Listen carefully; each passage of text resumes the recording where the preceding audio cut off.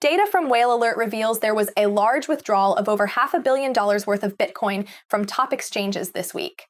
The withdrawal started with a transfer of 2,999 BTC, worth about $187.64 million from Huobi to Poloniex, and continued with another transfer of 3,994 BTC, nearly $250 million, to the same address. Then, two sudden withdrawals totaling 2,150 BTC, $135.34 million, were also made from Kraken. While large cryptocurrency withdrawals are usually seen as bullish signs, it's unclear whether these transfers are related or not. So far, Bitcoin hasn't shown any unusual reaction and continues to climb in value, reaching $63,000.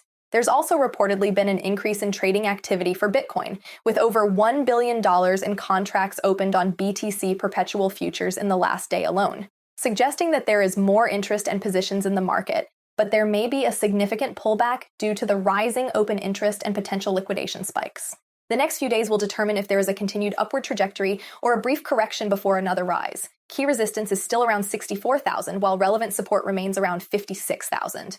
Breaking above this range is crucial for renewing bullish sentiment towards the end of the year, especially given the series of lower highs since the peak in the low 70,000 range back in March.